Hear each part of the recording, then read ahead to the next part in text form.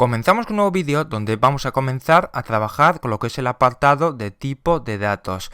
Lo que sería este apartado tiene mucha relación con lo que hemos visto anteriormente, ya que hemos estado trabajando con lo que eran las variables y hemos estado trabajando con diferentes tipos de datos. En este punto ya vamos a empezar a trabajar con los tipos de datos, vamos a ver las diferencias, las características de cada uno y vamos a comenzar con lo que es la definición de qué son los tipos de datos. Los tipos de datos son en programación un concepto muy importante. Es fundamental entender cómo funcionan los tipos de datos y son los elementos que nos van a permitir almacenar datos de diferentes tipos. Es decir, podemos almacenar dentro de lo que son las variables o las constantes datos de tipo numérico, de tipo string, de tipo, por ejemplo, booleano, de tipo lista, donde dentro de esa lista tenemos elementos de diferentes tipos de datos, como pueden ser números, lo que serían cadenas de texto, y etcétera. Y en este caso los podríamos considerar como unos contenedores de datos donde vamos a almacenar todo tipo de información. Y estos tipos de datos se pueden utilizar para muchas cosas distintas. Podemos utilizar lo que son los tipos de datos que serían numéricos para hacer operaciones matemáticas. En el caso de lo que serían ya los textos, pues para poder concatenar información. En el caso de las listas, pues para listar la información de esas listas y etcétera. Eso ya iremos viendo paso por paso.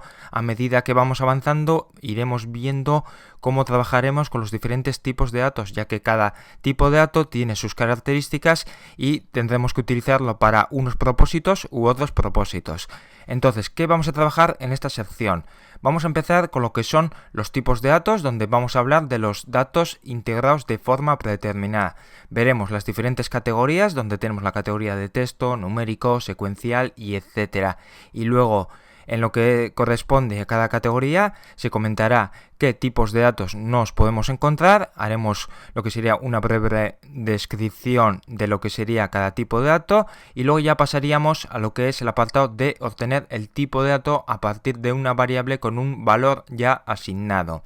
Luego pasaríamos a lo que es el apartado de asignar un valor automáticamente, un tipo de dato automáticamente con una nueva información sin especificar el tipo de dato.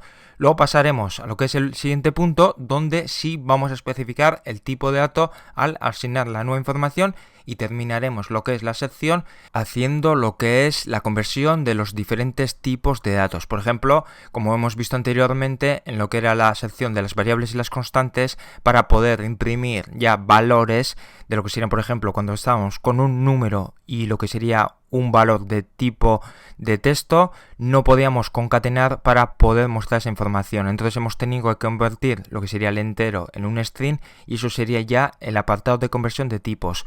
Vamos a trabajar con lo que es la conversión de tipos automática, la que es la implícita y lo que es la explícita. Iremos viendo paso por paso de manera detallada, veremos los diferentes casos y con ello ya entenderemos cómo trabajar con lo que es la conversión de tipos para poder trabajar en ciertas funcionalidades, como hemos visto anteriormente cuando queríamos mostrar lo que sería un valor numérico concatenado con lo que sería un valor de tipo string.